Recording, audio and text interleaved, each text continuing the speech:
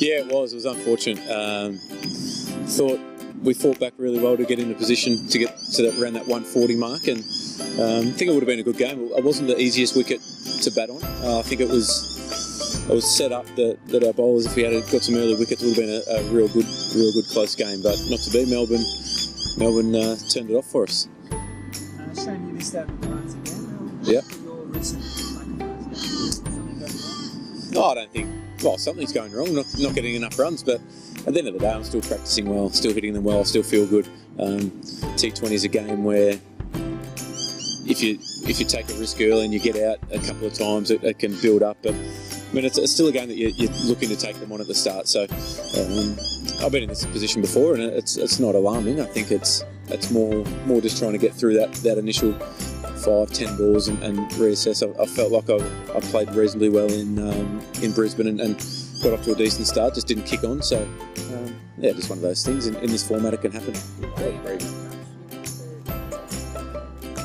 No, not really. I think it's a totally different format. When you're looking to get after them so early in a T20 game, the first risk that you take, and often you can get out. But I've still been working very hard on my technique and doing a lot of work with Graham Hick and trying to just adjust a couple of little things. So it's not ideal, don't get me wrong, but at the end of the day, that's the opposite format.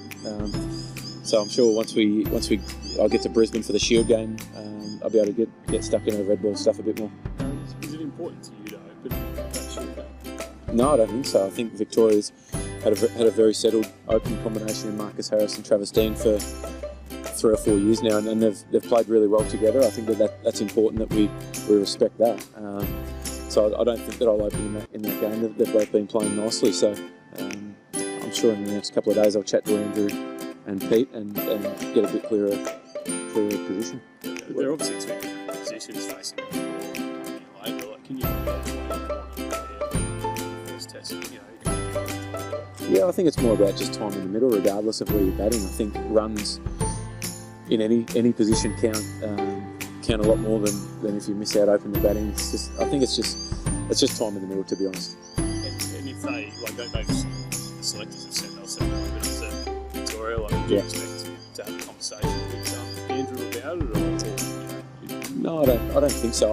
Like JL said, it's the states. It's up to them how they see themselves winning the game with the best structure. So I don't plan that I'll have that conversation. At the end of the day, it's up to the captain and the coach to make that call, and whatever Pete and Ron decide, I'll be comfortable with, whether that's 3, 4, 5. I think just time in the middle against the red ball is as good a preparation, regardless of where you're at. Isn't it confusing though?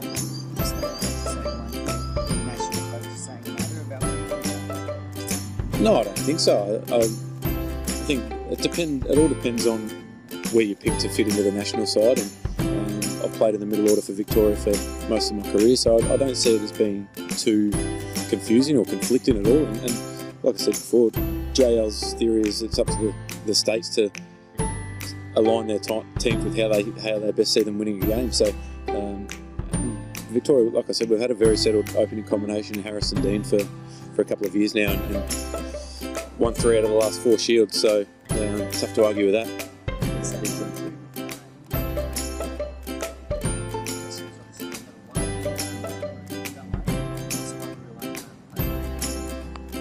Well, it's hard when you're on and off the field with rain all the time, but I think we played really well in Brisbane with the bat.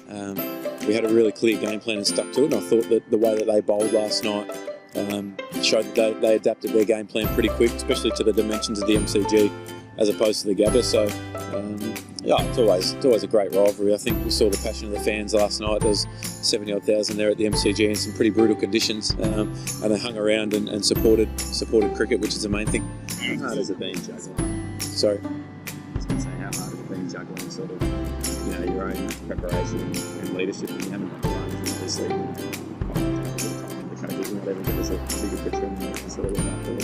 Yeah, I think it's important that you make sure that everyone's as prepared as they can be, and at times, if that means that I'll bat a little bit less, which I haven't been doing actually, I've been batting more and more in the nets, which is I need to go the other way and get back to my old preparation, which is have one big hit before a series and then sort of ease into it and not hit a hell of a lot once it gets underway. So think, like I said, when you're searching for a bit of form, or you feel like there's something just missing in your game, you probably tend to hit a lot more balls and search for an answer. But the answer's pretty simple. I just got to hit the ball in the middle a few more times.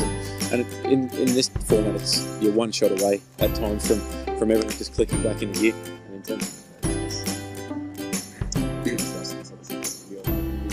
Preference on who's down the other end? I haven't really talked to them at all. I haven't spoken to Tim in the last couple of days, and I haven't spoken to JL about it. Obviously, with such quick back-to-back games in this format, that's been our only focus is trying to win this series. So I'm sure once this game in Sydney's done and hopefully we win the series, we can start to look a bit further ahead to that first test. Yep. Yeah, very good. It's very exciting. Meg and Matt have led that side really well, and the girls have played some great cricket. So to get such a convincing win over a really dominant West Indies side was really important going into that final. England, they've obviously played a lot against each other. They've been a great rivalry, like in the men's game. So I think it'll be an amazing game, and good luck to all the girls.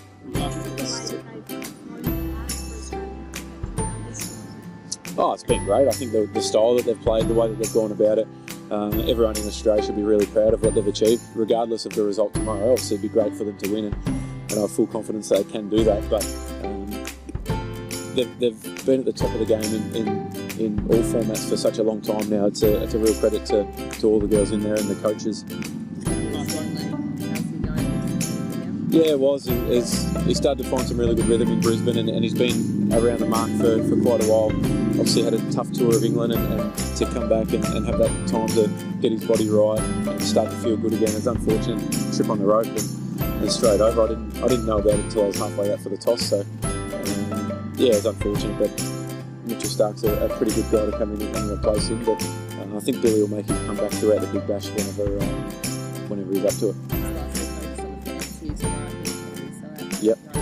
Yeah, it's great. I think, like I said, 70,000 or so last night at the MCG in freezing and sleety type conditions at times. It was amazing how many people come out and supported, and we know how passionate the Indian fans are, and there was certainly a lot of them there and in Brisbane. So it's great to have big crowds in Australia again.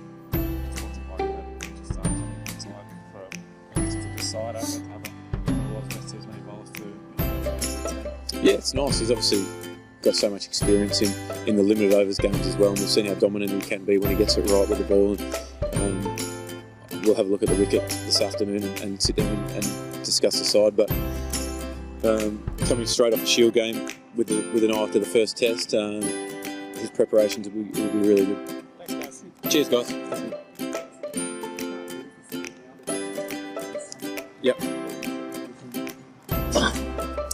Oh, we'll try and win every game, obviously, but I think it was disappointing that we couldn't get a game last night, and the series, us have either won the series or be right back in line. But I think the way that we played in Brisbane showed some really positive signs. Our batting just let it slip a little bit last night, but winning the series is obviously huge and means a lot to us.